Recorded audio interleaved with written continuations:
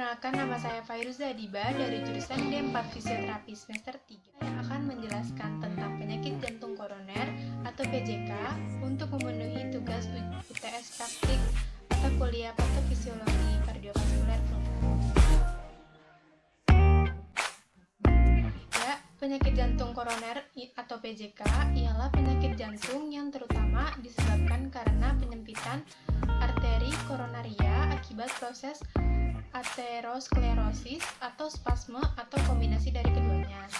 Lalu, menurut American Heart Association, PJK adalah istilah umum untuk penumpukan plak pada arteri koroner yang dapat menyebabkan serangan jantung.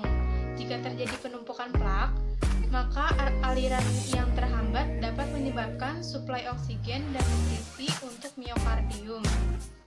Lalu, miokardium menurun hingga timbulnya nyeri dan gangguan fungsi kerja jantung. WHO memperkirakan sekitar 17 juta orang meninggal akibat penyakit kardiovaskuler. Pada tahun 2005, sekitar 7,6 juta meninggal dunia akibat PJK.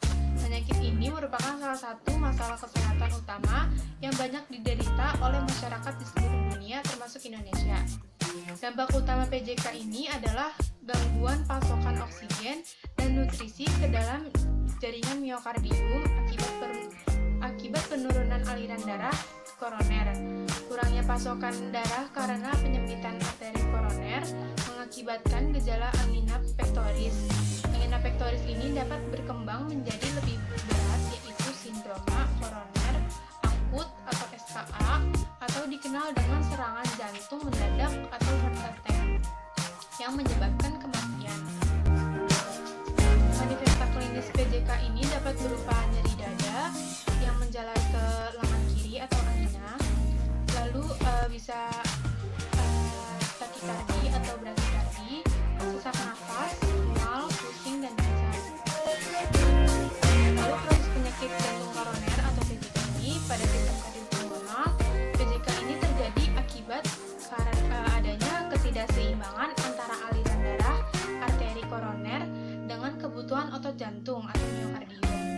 Ya, jadi tahap pertamanya itu disfungsi endotel disertai gangguan fisik dan kimia menjadi jalan pembuka bagi lipid untuk masuk ke lapisan subintima. Lalu masuknya lipid ke dalam pembuluh darah memicu pengeluaran sel mediator inflamasi membentuk foam cells. Nah, foam cell ini akan berubah menjadi plak yang melibatkan proses migrasi otot polos ke endotel sehingga menyebabkan penebalan. Lalu selanjutnya miokardium akan mengalami iskemi ketika aliran suplai oksigen dan nutrisi terganggu. Apabila berlangsung lama terjadi kerusakan nekrosis atau bisa terjadi kerusakan nekrosis atau kematian miokard. Mungkin cukup dari saya, kurang lebihnya mohon maaf. Wassalamualaikum warahmatullahi wabarakatuh.